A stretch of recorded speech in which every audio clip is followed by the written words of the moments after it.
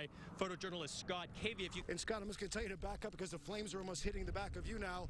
Photojournalist Scott Cavius recently fed in some of the amazing video. Photojournalist Scott Cavius. In fact, Scott, why don't you pan off to your left over there? Photographer Scott Cavius. And it's Scott Cavius. I want to bring in our news photographer, Scott Cavius, who was up there and captured this great video. If you can roll the video, that would be great. Scott, tell me what you saw as you were up there, as you were approaching the scene. It was really hot and very dangerous as well. You know, the fire went by a while ago, and it took a while before it actually started burning. But when I went back up in there, we went up in there about an hour ago.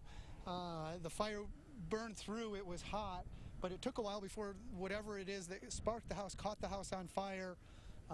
And when I went back up in there 10-15 minutes ago, the video is what you see. The house is a complete loss. Photographer Scott Cavius captured this video. The dog, a male German Shepherd. In the Santa Luz area, as that fire made its way westward, being fanned by these very strong Santa Ana conditions. We have some tape of that, and these are the flames that were being pushed by winds gusting from, say, 25 to 40 miles an hour. The sustained winds were running at about 15 to 20 miles an hour throughout the morning, but you combine those dry Santa Ana winds with temperatures that were pushing into the upper 80s to low 90s by 11 o'clock this morning, and you can see why things were being fanned so quickly and the fire was moving so rapidly. You combine that with the heat wave that we saw just about 2 weeks ago, and those are extremely strong Santa Ana winds, and you can see why the brush is extremely dry and almost explosive once the heat gets into it from the fire, and then the flames get into the brush itself. It just erupts, and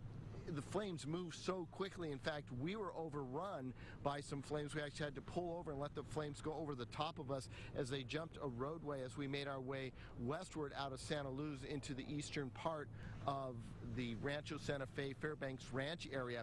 So these flames continue to move very rapidly. The Santa Ana winds continue to blow very strong here in the eastern end of Fairbanks Ranch, and fortunately all these homes in this area, which are surrounded by eucalyptus trees, have been able to be spared because of the valiant efforts of the firefighters in the area. We've seen California Highway Patrol out here, we've seen Forest Service firefighters, CAL FIRE, as well as Carlsbad and numerous other fire agencies in the area working to beat these flames down.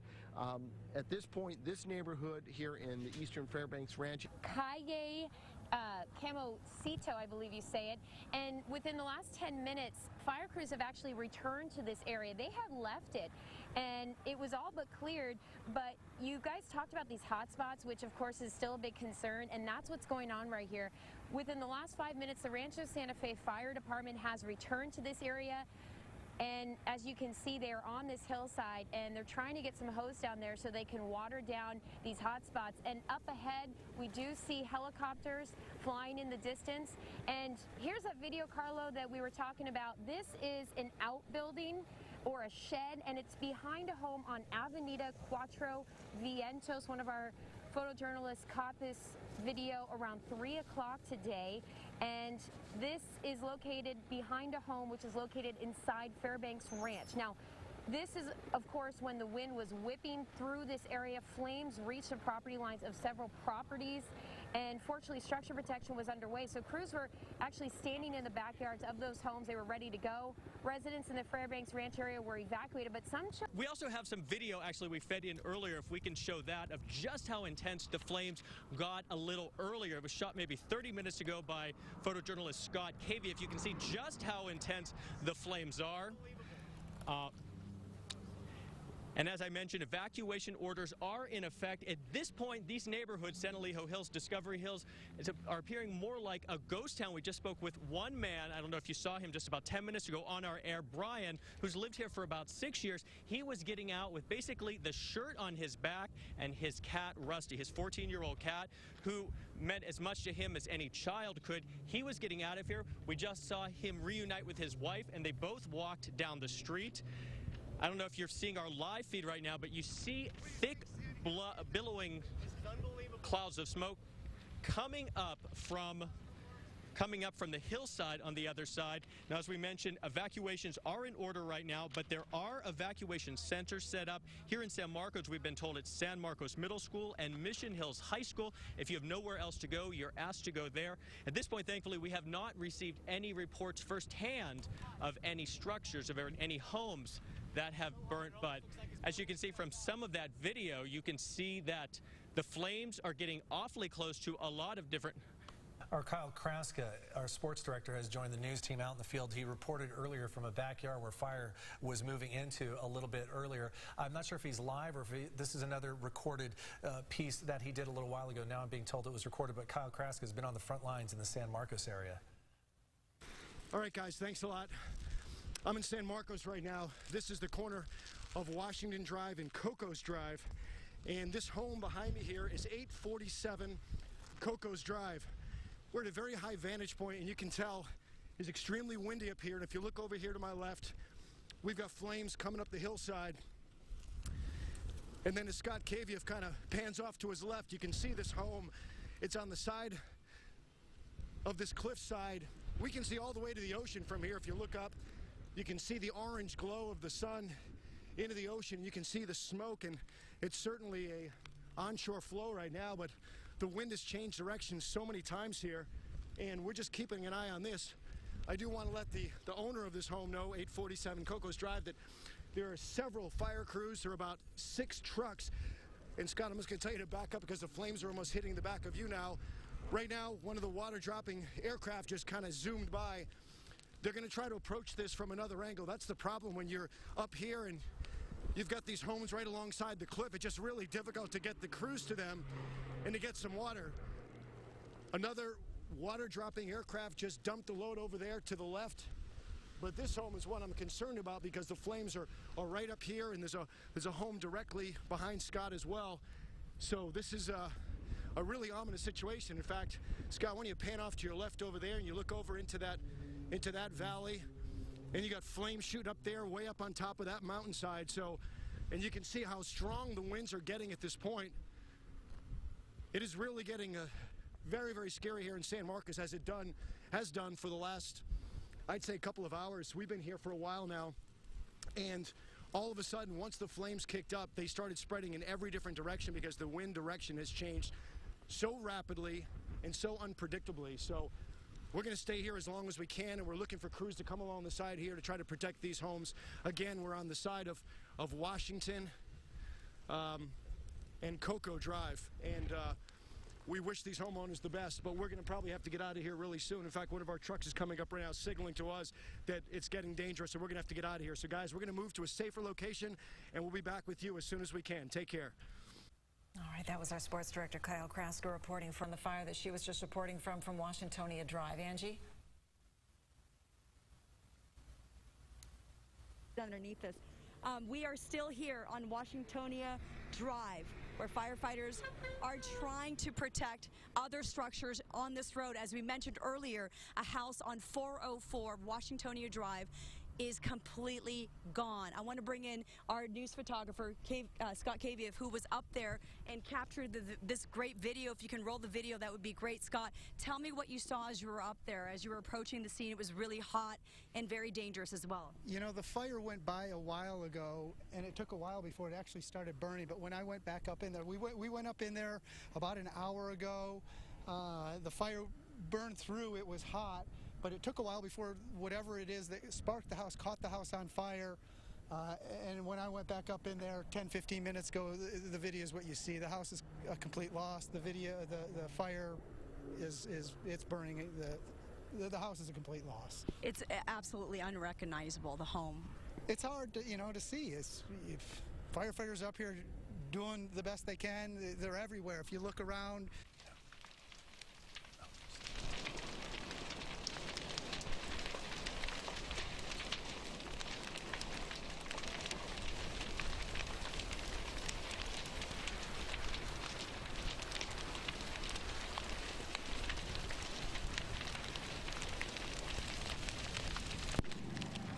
Air tankers doing their drops. There's one right there. They're now focusing on the community right below me. It's actually a street down below. It is Coco's Drive, and they're actually trying to protect the homes there. But I want to mention, back up here on Washingtonia Drive, they're concerned about power lines right now. There are power lines that have fallen on the road, which makes it very dangerous for firefighters. This is, again, just shifting as we speak. The wind seems to not have an idea of where it's going.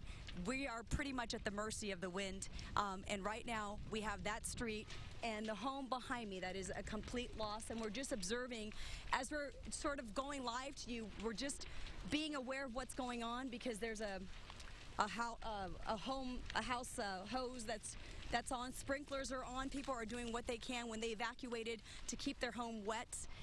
We're getting an update real quick. David Gottfredson, is there an update on what you know? There was a CAL FIRE crew that just came out from the end of Washingtonia, and he said there's one more house on the end there that is involved, and that there's numerous power lines down, so they had problems getting in.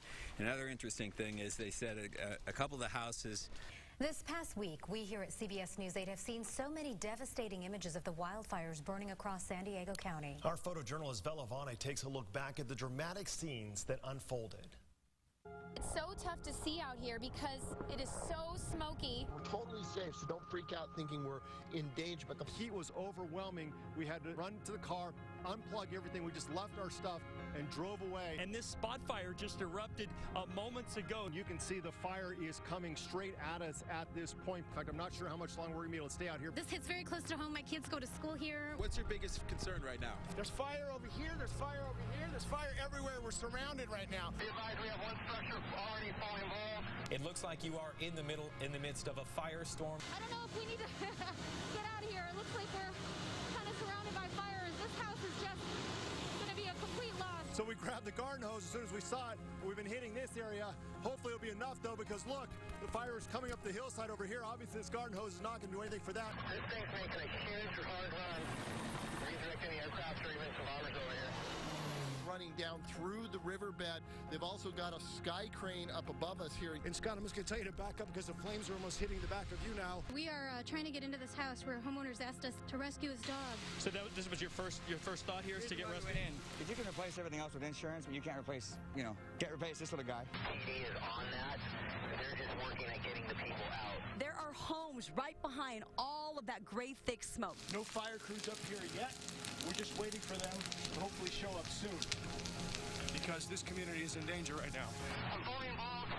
Structure protection group on spec at Speaker Court. The smoke is so black.